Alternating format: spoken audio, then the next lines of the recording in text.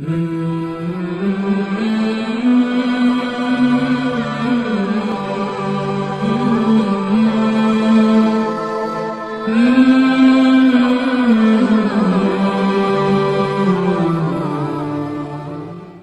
الشیطان الرجیم بسم اللہ الرحمن الرحیم وَمِنَ النَّاسِ مَن يَقُولُ آمَنَّا بِاللَّهِ وَبِالْيَوْمِ الْآخِرِ۔ یہاں سے تقریباً 13 آیات میں منافقین کا ذکر کیا گیا ہے۔ منافق کا معنی یہ ہوتا ہے کہ دل کے اندر برائی ہے اور ظاہراً اچھائی کا اظہار کرتا ہے، برائی کو چھپاتا ہے اور اچھائی کا اظہار کرتا ہے۔ دل کے اندر کفر ہے اور ظاہراً اسلام کا اظہار کرتے ہیں، ایسے لوگوں کو منافق کہا جاتا ہے۔ شروع میں مکہ مکرمہ کے اندر اس کا کوئی وجود نہیں تھا، وہاں پر اسلام پکے مسلمان اور پکے کافر ہی پائے جاتے تھے، اور پھر علماء نے منافقین کی بھی 2 قسمیں لکھی ہیں۔ ایک منافق عقائد کے اعتبار سے، یہ تو پکے کافر ہیں اور دائمی طور پر جہنم میں جائیں گے، کہ وہ عقیدتاً ہی منافق ہیں، اندر ان کا عقیدہ کچھ ہے اور زبان پر عقیدہ کچھ ہے، اندر سے کفر ہے اور اسلام کا زبان سے اظہار کرتے ہیں، تو ان کا شمار کافروں میں ہے، بلکہ کفار میں سے بھی بدترین کافر تصور کیے گئے ہیں اور اسلام کے لیے نقصان دہ بھی ہیں۔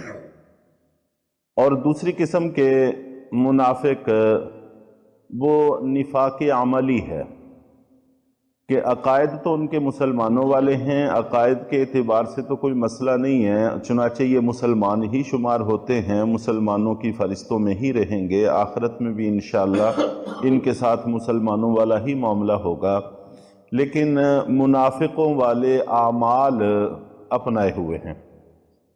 احادیث کے اندر بہت سارے اعمال کا تذکرہ ہے، تو وہ اپنی جگہ پر انشاءاللہ اس کی تفصیل آ جائے گی کہ عقیدتاً تو پکے مسلمان ہیں، البتہ منافقوں کی بہت ساری نشانیاں، منافقوں کے بہت سارے کام وہ ان کے اندر پائے جاتے ہیں۔ امانت میں خیانت کرنا منافقین کی نشانی ہے، اور اسی طرح گفتگو کے اندر، معاملات کے اندر جھوٹ بولنا یہ منافقین کی نشانی ہے، اور اگر آپس میں کوئی جھگڑا پیدا ہو جائے تو گالی گلوچ یہ منافقین کی نشانی ہے۔ یہ وہ اعمال ہیں جو تقریباً کثرت سے اس وقت ہم گرے پڑے مسلمانوں کے اندر پائے جاتے ہیں۔ اللہ تعالی ہم سب کی حفاظت فرمائے۔ تو نفاق اعتقادی سے تو بچائے ہوئے ہیں، اللہ تعالیٰ نے ہم سب کی حفاظت فرمائی ہوئی ہے۔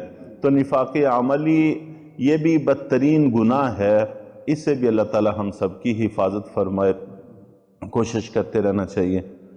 چنانچہ مکہ مکرمہ میں کوئی بھی منافق موجود نہیں تھا۔ جس وقت اللہ کے نبی صلی اللہ علیہ وسلم مدینہ منورہ میں تشریف لائے تو مدینہ منورہ میں 2 بڑے قبائل آباد تھے، اوس اور خزرج، اور ان میں سے بہت سارے لوگ پھر مسلمان ہوئے، وہی انصار مدینہ کہلاتے ہیں۔ اور اس کے ساتھ ساتھ یہود کے 3 قبائل بھی آباد تھے، بنو قینقا، بنو نذیر، بنو قریظہ۔ بنو قینقا کا اتحاد تھا بنو خزرج کے ساتھ، اور بنو نذیر اور بنو قریظہ کا اتحاد تھا اوس کے ساتھ۔ اور جو کوئی بڑے قبائل ہوتے تھے، چھوٹے قبائل ان کے ساتھ اتحاد کر لیتے تھے، بھائی چارہ قائم کر لیتے تھے، بھائی بندی قائم کر لیتے تھے۔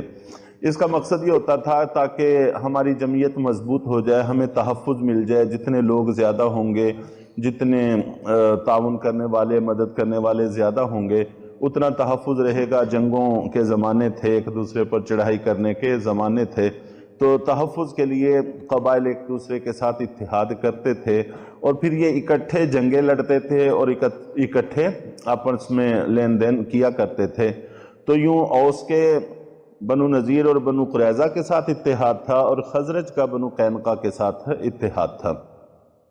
اور وہاں پر شروع میں مدینہ منورہ میں اس وقت بھی حالات اسی طرح تھے کہ بہت سارے لوگ مسلمان ہو گئے اور کچھ لوگ ابھی مسلمان نہیں ہوئے تھے، تو لیکن ابھی بھی نفاق نے اپنا جنم نہیں لیا تھا۔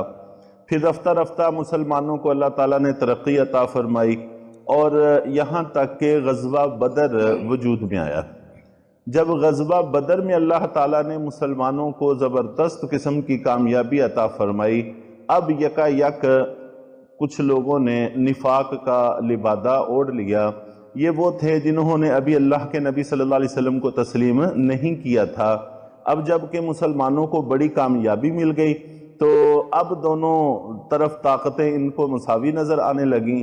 اب دونوں طرف سے فوائد حاصل کرنے کے لیے اس کے علاوہ کوئی اور چارہ نہیں تھا، اور ان میں سب سے پیش عبداللہ بن ابی، جس کو رئیس المنافقین کہا جاتا ہے، منافقین کا سردار، بنیادی طور پر یہ خزرج کا سردار تھا، تو لیکن یہ مدینہ منورہ کی متفق علیہ شخصیت تھی کہ اوس والے بھی اس کو اپنا سردار مانتے تھے، اور مدینہ منورہ میں سب قبائل نے مل کر آپس میں یہ طے کیا تھا کہ ہمیں یہاں پر کوئی بادشاہت قائم کر لینی چاہیے، کوئی مضبوط سلطنت بنا لینی چاہیے۔ یہ مدینہ منورہ والے پہلے ہی سے اس بات پر سوچ بچار کر رہے تھے۔ چنانچہ اس مقصد کے لیے عبداللہ بن ابی کا انتخاب کر لیا گیا تھا، اور یہاں تک کہ اس کے لیے تاج کی تیاری بھی ہو گئی تھی، لیکن ابھی باقاعدہ طور پر یہ مجلس قائم نہیں کی گئی تھی اور اس کی تاج پوشی نہیں کی گئی تھی کہ اللہ کے نبی صلی اللہ علیہ وسلم کی آمد کا اعلان ہوا۔ تو جیسے ہی آپ تشریف لائے تو سارا مدینہ منورہ اس طرف متوجہ ہو گیا، اور اس کی بادشاہت اور سرداری دری کی دری رہ گئی۔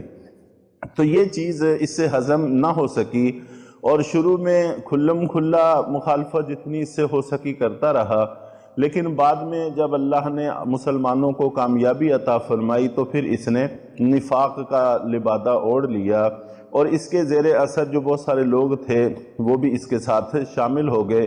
یوں منافقین کی ایک اچھی خاصی جماعت وہاں پر قائم ہو گئی۔ تو ان منافقین کا یہاں پر تذکرہ ہے، وَمِنَ النَّاسِ مَن يَقُولُ آمَنَّا بِاللَّهِ وَبِالْيَوْمِ الْآخِرِ، اور کچھ لوگ ایسے ہیں جو کہتے ہیں کہ ہم اللہ پر اور آخرت کے دن پر ایمان لے آئے ہیں، وَمَا هُم بِمُؤْمِنِينَ، حالانکہ حقیقت یہ ہے کہ وہ مومن نہیں ہیں۔ يُخَادِعُونَ اللَّهَ وَالَّذِينَ آمَنُوا، وہ لوگ اللہ کو اور ان ایمان والوں کو جو واقعی ایمان لا چکے ہیں کو دھوکہ دیتے ہیں۔ وَمَا يَخْدَعُونَ إِلَّا أَنفُسَهُمْ وَمَا يَشْعُرُونَ، حالانکہ وہ اپنے علاوہ کسی کو دھوکہ نہیں دے رہے لیکن ان کو احساس نہیں ہے۔ تو کوئی بھی جو گناہ کا کام کرتا ہے، برائی کا کام کرتا ہے، دوسرے کو دھوکہ دیتا ہے، وہ در حقیقت اپنا ہی نقصان کرتا ہے، آخرت ساری تباہ کر لیتا ہے اور دنیا میں بھی نقصان اٹھاتا ہے۔ تو یہ چیز اگر سمجھ میں آ جائے تو انسان بہت ساری بیماریوں سے، بہت سارے نقصانات سے بچ جاتا ہے۔ اللہ تعالی ہم سب کو سمجھ عطا فرمائے۔